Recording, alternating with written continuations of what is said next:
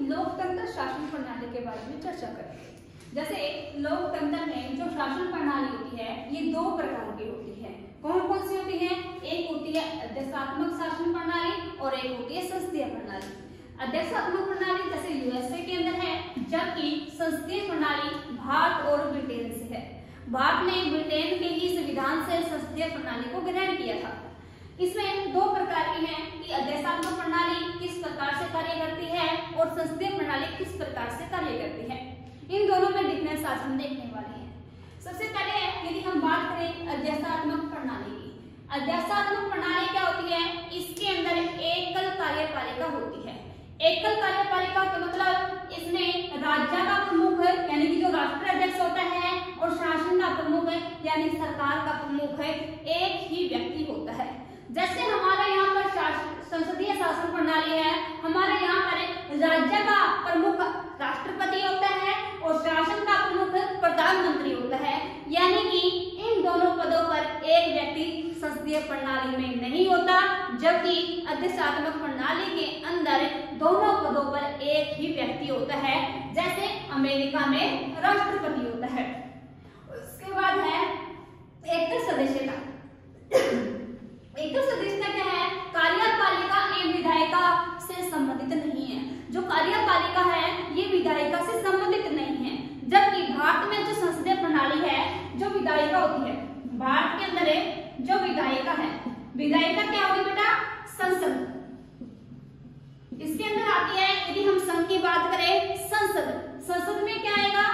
एक तो आएगा लोकसभा और दूसरा आएगा राज्यसभा, और इन दोनों के सदस्य से ही चुनकर आगे कार्यपालिका के सदस्य बनाए जाते हैं।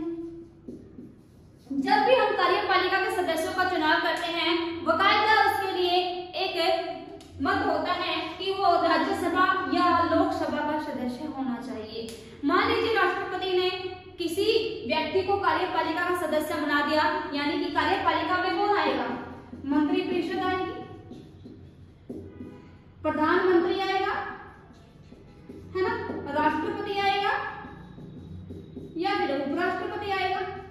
यही आते हैं ना, यही चीजें होती हैं। और ये कार्यपालिका के सदस्य हैं, ये कहां से आए हैं? लोकसभा और राज्यसभा से। और इनका कार्यपालिका का सदस्य बनने के लिए रिक्वायरमेंट किसकी होती है? या तो वो लोकसभा का सदस्य हो या राज्यसभा का, और यदि नहीं है तो 6 महीने के अंदर अंदर उसको सदस्यता ग्रहण करना अनिवार्य होता है। लेकिन जो अमेरिका में है, अमेरिका में ऐसा नहीं है। यहाँ पर कार्यपालिका और विधायिका एक दूसरे से संबंधित नहीं है, जबकि संसदीय प्रणाली में एक दूसरे से संबंधित है। और इसमें कार्यपालिका का सदस्य है, विधायिका का सदस्य नहीं होगा। जैसे हमने बात की कि हमारी जो संसदीय प्रणाली है उसमें विधायिका का सदस्य है, कार्यपालिका का सदस्य है। कल वाली क्लास में हमने देखा भी था कि जो विधायिका के सदस्य थे वही कार्यपालिका के अंदर कार्य करते हैं। लेकिन जो अध्यक्षात्मक शासन प्रणाली है वहां पर कार्यपालिका सदस्य विधायिका का सदस्य नहीं होता। तो विधायिका के सदस्य कहां से आते हैं? ये राष्ट्रपति की इच्छा पर निर्भर करता है, वो किसी भी व्यक्ति को विधायिका का सदस्य बना सकता है, उसका चुनाव कर सकता है। जनता के द्वारा उसका चुनाव नहीं किया जाता। कार्यपालिका विधायिका के प्रति उत्तरदायी नहीं। जब कार्यपालिका से विधायिका के सदस्य बनेंगे ही नहीं तो उत्तरदायी कैसे होंगे? जबकि भारत के अंदर या हम कहें संसदीय प्रणाली के अंदर जो कार्यपालिका है ये विधायिका के प्रति उत्तरदायी होते हैं। हमने पढ़ा था कि लोकसभा के जो सदस्य होते हैं या मंत्रिपरिषद जो होती है ये लोकसभा या राज्यसभा के प्रति उत्तरदायी होते हैं। उसके बाद है इसमें शक्तियों का प्रतिकरण स्पष्ट हो जाता है। जैसे क्योंकि इसमें कार्यपालिका और विधायिका अलग अलग हैं तो इनकी शक्तियों का प्रतिकरण भी अलग स्पष्ट रूप से होता है, जबकि संसदीय प्रणाली में ऐसा नहीं है। संसदीय प्रणाली में हमने देखा कार्यपालिका और विधायिका में सदस्य समान है तो उनकी शक्तियों का प्रतिकरण नहीं होता। जैसे संसदीय प्रणाली में एक मंत्री है, अपने विभाग से संबंधित कानून बनाएगा और उसको लागू भी वही करता है।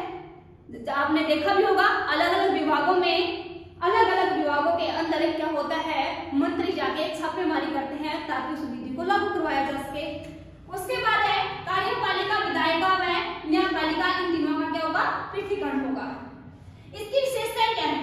अधिष्ठात्मक शासन प्रणाली है, इसको लागू क्यों किया जाए, क्या विशेषता है इसमें एक तो स्थायी कार्यकाल होता है, जबकि हमारे यहाँ पर स्थायी कार्यकाल नहीं होता, लेकिन अधिष्ठात्मक शासन प्रणाली के अंदर स्थायी कार्यकाल होता है।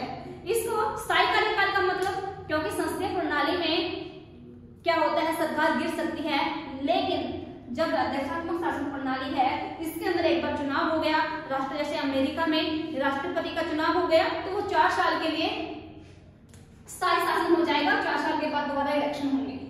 उसके बाद नीतियों विषय में निर्णय, यदि शासन स्थायी शासन रहेगा तो जो भी नीतियां बनाई जाएगी वो 4 साल तक उसको पता है कि 4 साल तक तो मेरा शासन चलेगा, तो नीतियों में निरंतरता बनी रहेगी। आगे है कार्यपालिका का सदस्य विधायिका का सदस्य नहीं होगा, हम ये बात पहले पढ़ चुके हैं। राजनीतिक दबाव, गठबंधन और राजनीतिक अपराध से मुक्त हो जाएगा, राजनीतिक दबाव नहीं पड़ेगा क्योंकि एक दूसरे से संबंधित नहीं है, गठबंधन करने की आवश्यकता ही नहीं है और ना ही राजनीतिक से अपराध बढ़ेंगे।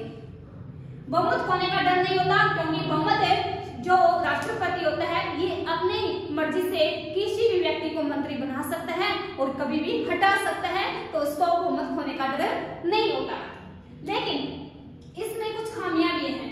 कमियां क्या है, उत्तरदायित्व नहीं, यानी कि इसमें किसी प्रकार का उत्तरदायित्व नहीं, यानी कि जैसे हमने पढ़ा कि कार्यपालिका और विधायिका एक दूसरे के उत्तरदायी नहीं है, तो शक्तियों का जो एक निरंकुशता यहाँ से आ जाती है, जो निरंकुश शासन बन जाता है और अकुशल शासन होने की संभावना बढ़ जाती है, क्योंकि जो कार्यपालिका है ये राष्ट्रपति के द्वारा चुनी जाती है और राष्ट्रपति अपनी इच्छा से अकुशल शासन व्यवस्था को भी या कुछ अकुशल को भी यहाँ पर ऐड कर सकता है।